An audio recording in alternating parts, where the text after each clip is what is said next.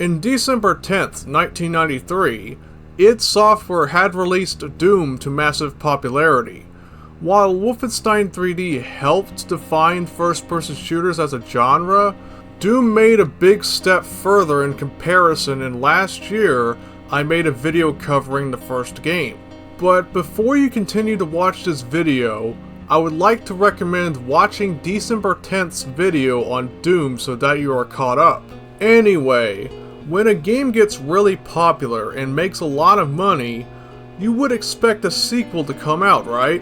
Well, id Software delivered, and on September 30th, 1994, Doom 2 Hell on Earth was released commercially to even more massive success. Although on some sources, the release date was on October 10th, 1994. It turns out that it was just an official launch party that followed after the game had come out. The game's development history wasn't too different aside from visual and level design, but if you wish to see what Doom 2 would have looked like before the final version came out, I would recommend firing up the re-release of Doom and taking a look at the id Vault. Now, I forgot to bring up the id Vault in the previous video, so forgive me on that.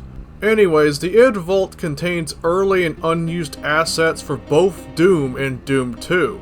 You could also explore John Romero's archives from both 2014 and 2015 respectively. Not to mention that there are also some converted WAD files for Doom 2's levels circa July 1994, just a couple of months before the game's release. I will link this Doom World thread in the description down below if you are interested, but for now, let's just talk about the final version of this game. Doom 2 was claimed to be a bigger, badder, and better version of Doom featuring a total of 30 levels, while also adding in 2 secret levels to the mix, making it a total of 32 levels. Also worth mentioning that the game can be progressed in a linear sequence, unlike the previous game where you have to pistol start per episode. As usual, a sequel expands the game's plot, but in order for me to talk about Doom 2's storyline, we need to rewind to the first game because I didn't get to talk about Doom's rather simple storyline on time for the December 10th deadline, when I was making last year's video, of course. Here you take the role of an unnamed Marine, but at most people simply refer to this Marine as Doom Guy, but it was originally unnamed to represent the player. In my case, it's safe to say that me, Akage Magane, is the protagonist of Doom. That's right, we're playing VTuber Doom. Now give 5 soul spheres for Booba. Anyway, the player is sent to Mars after assaulting a senior officer who ordered fire upon civilians. There, he was sent to work at the Union Aerospace Corporation, or UAC for short, and he was sent there to guard the waste facilities. But being a multi-planetary corporation performing secret experiments on an interdimensional level, they suddenly managed to screw something up, and thus the creatures from Hell swarmed the teleportation gates on Deimos and Phobos. Attempts were made to halt the invasion, but got overrun by monsters, and all personnel were either killed or turned into zombies. The player then realizes that he is the only survivor after a military detachment went to investigate the incident at Phobos, but the radio contact was ceased soon after. Of course, this leads to the events of the first 3 episodes of Doom, but Doom 2, however, takes place after the events of the 4th episode of Doom, Thy Flesh Consumed. Sometime after Doom 2 had come out, a 4th episode was developed and shipped together as the Ultimate Doom in 1995. It was meant to be the prequel to Doom 2's storyline, but non-canonically, John Romero's Sigil was the sequel to Thy Flesh Consumed before the events of Doom 2. So after defeating the Spider Mastermind for the 2nd time, a portal is opened from Hell to Earth, but little did the player know that not only the demons had invaded the moon bases on Mars, but also have invaded Earth as well. Most of the population were annihilated and the major cities were left in ruins by the demonic invasion. This only leaves one Marine to journey his way to end the invasion and give humanity a chance to rebuild. Storyline aside, what makes Doom 2 different from the original in terms of gameplay is the new additions like the double-barreled shotgun, for instance, alternatively named the Super Shotgun. This weapon is an upgrade to the regular shotgun of the previous game, and often gets lots of praise for the good amount of firepower it packs. If you are familiar with Doom's multiplayer scene, you'll be right at home as it is one of the most used weapons in Deathmatch. In regards to being a workhorse weapon, even the firepower of Quake's rocket launcher can be kind of on par with Doom 2's Super Shotgun, despite the fact that I am comparing apples to oranges. Not to mention that Quake's Super Shotgun was nerfed out in comparison. Sometimes I tend to overuse this weapon just because of how satisfying it is to use against foes. A new weapon also means new additional enemies. First, we have the former humans with pistols and shotguns, but in Doom 2, the former commando, also frequently referred to as the chain gunner. This overweight zombie carries a chain gun, obviously, and they eat away at your health if you don't get rid of them sooner. But then again, there are probably far worse hit scanners when you delve into later first-person shooters. Either way, it's likely a good idea to start taking down the hit scanners as soon as you can. Or maybe use them to cause infights, because when it comes to playing Doom, being strategic is key. Now remember the Cacodemon? Well, meet its other relative, the Pain Elemental. Instead of shooting projectile fireballs, it just spews out lost souls instead. Now, because of the Pain Elemental, starting with versions 1.666, lost souls do not count as kills. Probably for the better, as that would have made getting 100% in a level even more difficult. A weaker variant of the Baron of Hell was also introduced, named the Hell Knight. There is nothing much to say about it since it functions just about the same as the Baron but recolored, and its health is lowered.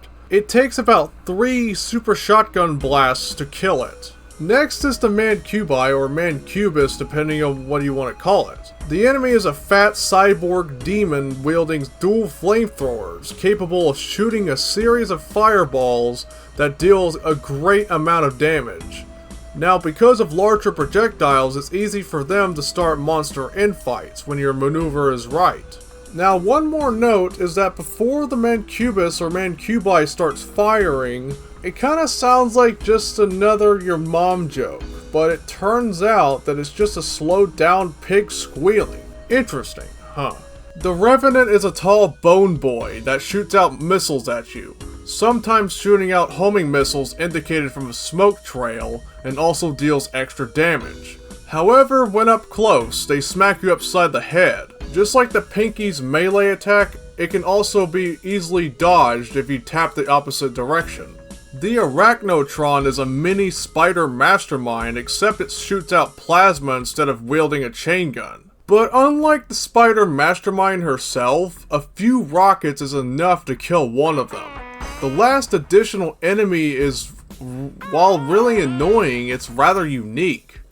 Yes, we're talking about the Archvile, a fast demon that resurrects dead enemies. They become a top priority to kill, because not only it resurrects enemies, but it blindsides you by summoning fire upon you before erupting and sending you into the air. The best weapons to use against these would be at best the BFG or the rocket launcher. Otherwise, you could get away with just using the super shotgun if needed. On another note, Doom 2's level design is often debatable. There are some that like it, and there are some that really don't like it. I usually believe that the first game's level design was actually better. But the more I played it and learning from other people's input towards both games, I've come to realize that while yes, Knee Deep in the Dead was more memorable, by the time you reach the game's third episode, Inferno, there are some levels that were good and some that were okay but nothing too memorable. Probably didn't help that the boss level was easy, unlike the Shores of Hell, where dodging is a must. As for Doom 2, the space station levels were the most memorable in the entire set. My favorite is in the 8th level, Tricks and Traps, where you just watch the cyber demon try to shoot you, but there are a bunch of barons in the way, causing an infight fest instead. However, by the time you get to the city levels, it starts to become rather mediocre and confusing at first glance. But at the same time, once you put your imagination at use, it ain't probably too bad, honestly. The one funny part is that while you're being sent back to hell to face the Icon of Sin, it turns out to be a stationary entity behind a texture, consisting of John Romero's head. Funny enough, this was a well-known Easter egg, and it started over a joke that was pulled by Adrian Carmack and Kevin Cloud. The icing of the cake, however, was when Romero recorded the voice lines for the final boss. To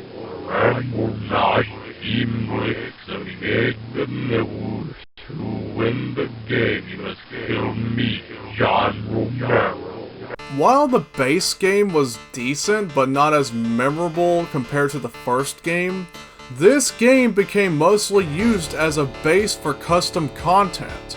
From inexperienced mappers with primitive editing tools that made levels that turned out to be included in your favorite shovelware disc, to known megawads at the time like Memento Mori, Hell Revealed, Requiem, and even H2H Christmas. Or Xmas, or whatever you want to call it, honestly. I only remember it because of the "oh my face" sound effect. Not to mention that custom content for Doom 2 is still being made today, in various flavors.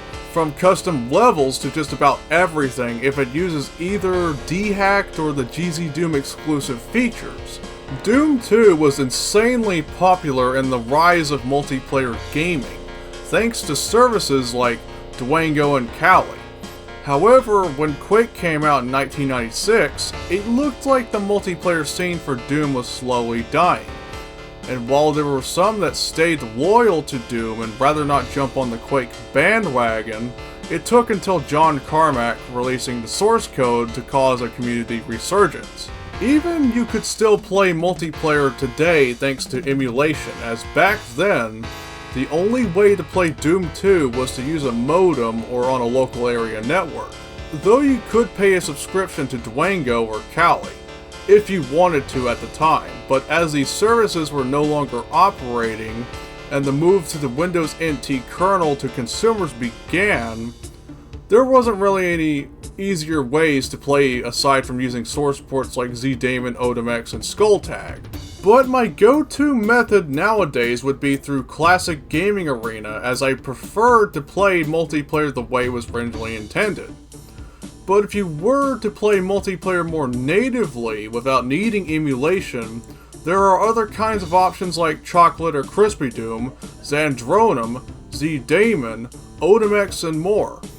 And that also includes the re-release of Doom from Night Dive Studios. Now, before I wrap up this video, I would like to share my retrospective like I usually did in my previous video. Of course, this game had a huge impact in my life, and most of the time, I'd play this game along with others as an escape from reality. It was the original Xbox that I discovered Doom 2's existence, thanks to Doom 3, Resurrection of Evil in the Collector's Edition. It was also how I discovered the master levels, but that's for another time. However, like I said previously, while the dreaded school system forced my parents to disallow me from playing Doom, it didn't really stop me from sneaking my way into playing it again. And that is all thanks to locking the door all the time, you know. Though I honestly don't get why the school system gets so butthurt about Doom, thinking this game will turn people into violent criminals, when in reality it's a mixture of flaws of the school system. It's like they never want to admit that they have flaws such as favoritism and bullying. Despite anti-bullying campaigns and all, it's a very strange world out there, I tell you that. Rant aside, I believe Doom 2 is still worth playing today, And nowadays you can get yourself a copy of all the classic Doom games for just $10 on Steam or GOG. Not only you have the re-release, but also the original MS-DOS release as well, and with the original WAD files if you need to use a source port. Anyway, that's about it for this video.